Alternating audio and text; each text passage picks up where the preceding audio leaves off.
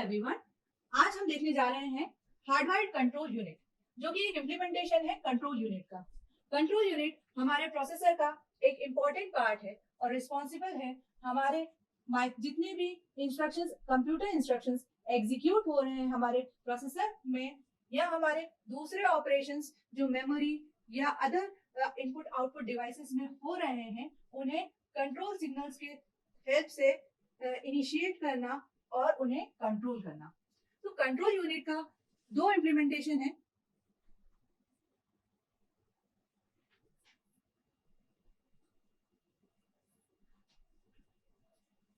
पहला है इसका हार्डवेयर इम्प्लीमेंटेशन, जिसको हम बोलते हैं हार्डवायर्ड कंट्रोल यूनिट, और दूसरा है हमारा माइक्रो प्रोग्राम्ड कंट्रोल यूनिट।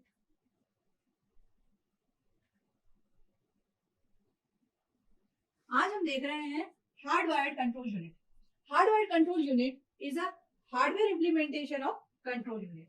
और जब हम हार्डवेयर इम्प्लीमेंटेशन की बात करते हैं तो हमें सबसे पहले क्या समझ में आता है कि ये चेंज नहीं होगा। Once the production is done, the hardwired control unit का जो इम्प्लीमेंटेशन है वो फाइनलाइज है। So it is not flexible and not writable. मगर ये हार्डवेयर पे है, अगर हम किसी इंस्ट्रक्शन को देंगे तो वो हार्डवेयर पे एग्जीक्यूट होगा, लेकिन अगर हम डायरेक्ट हार्डवेयर बना देंगे तो वो कितना फास्ट हो जाएगा। इसीलिए हार्डवायर्ड कंट्रोल यूनिट काफी फास्ट है और फिक्स्ड या नॉट फ्लेक्सिबल। तो हार्डवायर कंट्रोल यूनिट को अगर हम देखें तो वो है क्या एक्चुअली, वो है एक FSM, that is finite state machine. Finite state machine मतलब अगर हम किसी स्टेट Q0 पे है, बेस्ड ऑन द इनपुट कि हमारे पास में इनपुट क्या आ रहा है, से हम अभी एक QT स्टेट थी, इससे B आया तो हम Q0 पे पहुंच गए, C आ रहा था तो हम Q1 पे पहुंच गए, A आ रहा था तो हम Q2 पे पहुंच गए। तो देख रहे हैं हम हर एक इनपुट के करस्पॉन्डिंग एक फाइनाइट स्टेट है ना। तो सिमिलरली जो हमारा हार्डवायर्ड कंट्रोल यूनिट है वो क्या है, एक फाइनाइट स्टेट मशीन है। ये एक सीक्वेंशियल सर्किट है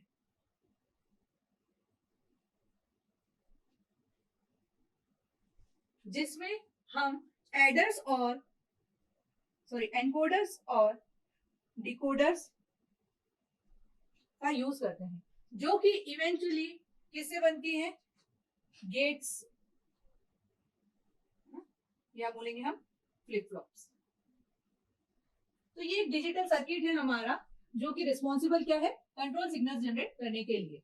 अब हमें हार्डवायर्ड की जरूरत कहां पड़ेगी, तो जब हमारे पास में नंबर ऑफ कंट्रोल सिग्नल्स कम है या माइक्रो ऑपरेशन जो है वो लिमिटेड है, उस केस में हम जो है कंट्रोल यूनिट का हार्डवायर्ड इंप्लीमेंटेशन देखते हैं। तो वो यूजुअली हमारे रिड्यूस इंस्ट्रक्शन सेट आर्किटेक्चर में मिलता है। अगर हम बात कर लें, ये हमारा कंट्रोल यूनिट है, तो इसका आउटपुट क्या है, इसका आउटपुट है कंट्रोल सिग्नल। तो फिर इसका इनपुट क्या है, इसका इनपुट बहुत अलग अलग प्रकार से हो सकता है। Instruction register is responsible to hold the instruction to be executed. जो इंस्ट्रक्शन एग्जीक्यूट होने वाला है वो हम कहाँ रखते हैं, IR में रखते हैं। तो IR से कंट्रोल यूनिट कैसे रिलेट है, क्योंकि IR में रखा है इंस्ट्रक्शन में क्या है हमारे पास में, इंस्ट्रक्शन में हमारे पास में है ऑपकोड और ऑपरेंड्स।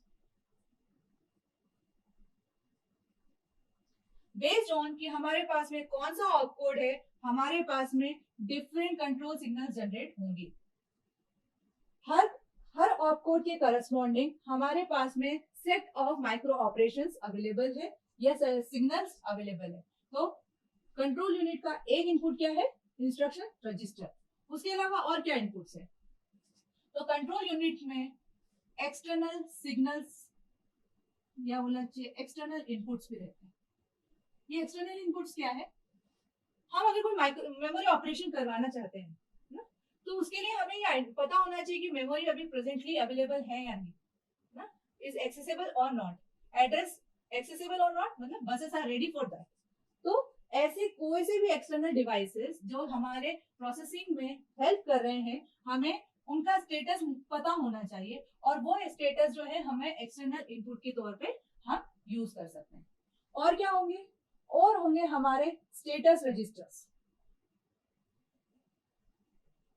हमारे पास में डिफरेंट स्टेटस रजिस्टर्स अवेलेबल होते हैं, जैसे कि 0, sign bits and so on. ये रजिस्टर्स हमें बताते हैं कि इनकी करंट वैल्यूज क्या है। वो रजिस्टर की वैल्यू हमारे कंट्रोल यूनिट को पता होना जरूरी है, क्योंकि हमें ये पता चलेगा कि अच्छा 0 है तो अगर उसका हमारे इंस्ट्रक्शन के इसमें रिक्वायरमेंट है, फॉर एग्जांपल ब्रांच नॉट 0, यहाँ पर 0 हमारे एड्रेस की रिक्वायरमेंट है, तो हमारे पास में एक और इनपुट क्या हो गया, हमारा स्टेटस रजिस्टर। और क्या इनपुट है, हमारी स्टेट ऑफ मशीन, किस स्टेट पे अवेलेबल है, प्रेजेंटली हम कहाँ हैं। एक इंस्ट्रक्शन को एग्जीक्यूट करने में हमें मल्टीपल साइकिल्स लग सकती है। फॉर एग्जांपल मेरे पास में ये ऐड इंस्ट्रक्शन है जिसमें मुझे R1, R2 दिख रहा है, तो ये एग्जीक्यूट कैसे होगा। सबसे पहले ये फेच होगा, जिसमें मान लीजिए एक साइकिल लग रही है, दूसरे में ये डिकोड होगा। डिकोड होने के बाद में हमें ये आइडेंटिफाई होगा कि हमारे पास में 2 रजिस्टर की डेटा चाहिए हमें, तो वो रजिस्टर का डेटा आएगा, मतलब कहीं ना कहीं एक मेमोरी ऑपरेशन होगा। जब ये मेमोरी ऑपरेशन हो जाएगा तो क्या होगा, फाइनली हम इसे अर्थमेटिक लॉजिक यूनिट के पास देंगे और ये क्या होगा, एग्जीक्यूट होगा। एग्जीक्यूट होने के बाद में क्या होगा, इसका रिजल्ट कहाँ सेव होगा, तो वो अगेन एक मेमोरी ऑपरेशन होगा। तो आप देख सकते हैं यहाँ पर टाइम, अगर हम टाइम में डिवाइड करें इन ऑपरेशंस को, तो ये T1 है, ये T2 है, ये T3 है, ये T4 है और ये T5 है। तो एक ही इंस्ट्रक्शन की कौन सी साइकिल में हम प्रेजेंट है, उसके बेसिस पे जो कंट्रोल सिग्नल्स है वो क्या होंगे, डिफरेंट हो सकते हैं। तो फॉर अ सिंगल इंस्ट्रक्शन हम इन सब पैरामीटर्स को देखकर क्या जनरेट करेंगे, कंट्रोल सिग्नल जनरेट करेंगे। और ये जो है ये हमारे क्या है, ये है हमारा एक sequential circuit.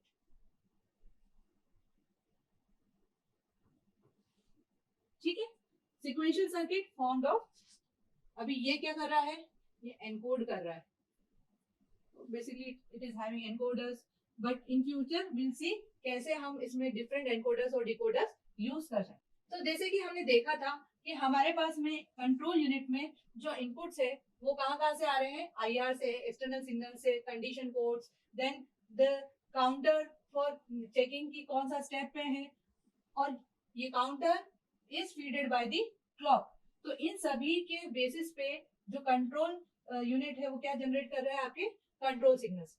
Control signals usually कैसे होते हैं, तो फॉर एग्जांपल आप सभी जानते हैं कि हमारे पास में पीसी होता है जो कि क्या करता है, एड्रेस स्टोर करता है उस इंस्ट्रक्शन का जो नेक्स्ट एग्जीक्यूट होने वाला है।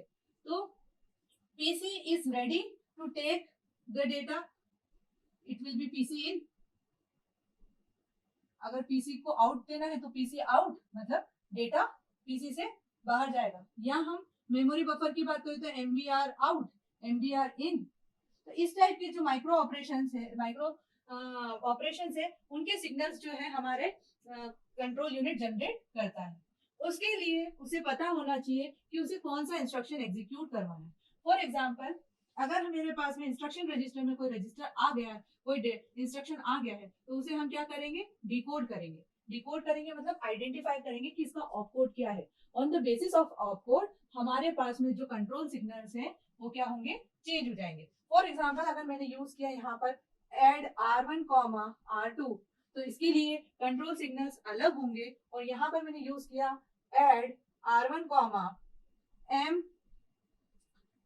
एक इफेक्टिव एड्रेस ले ले तो उसको बोलते हैं हम EA, मतलब एक मेमोरी रेफरेंस है। ठीक है, तो इन दोनों इंस्ट्रक्शन में देयर इज अ डिफरेंस, इसीलिए हमें क्या करना पड़ेगा, इंस्ट्रक्शन का एक डिकोडर ऐड करना पड़ेगा। सिमिलरली हम किस स्टेप में है ना, उसका काउंटर हैंडल करना पड़ेगा हमें। तो उसके लिए हमारे पास में T0 से Tn तक की जो वैल्यूज है वो भी किसमें फीड करना है हमें, कंट्रोल यूनिट में। साथ में ही हमारे इंस्ट्रक्शन में अगर कहीं यूज हो रहे हैं हमारे, for example BNZ is a instruction है ना, जंप नॉट 0, तो ये सब जो है ये हमारे यूज कर रहे हैं क्या, ये यूज कर रहे हैं हमारे फ्लैग्स को, उस केस में हमें क्या होना चाहिए, उनका स्टेटस भी कंट्रोल यूनिट को पता होना चाहिए। अगर हमारे कोई एक्सटर्नल डिवाइसेस या कंट्रोलर्स इस प्रोसेस में इन्वॉल्व है तो उनके भी इनपुट्स हमारे कंट्रोल यूनिट में आना चाहिए। तो with all that, having multiple decoders and encoders, हमारी control unit which is made up of decoders, encoders, a sequential finite state machine is able to get out the control signals which are responsible for execution of computer instructions.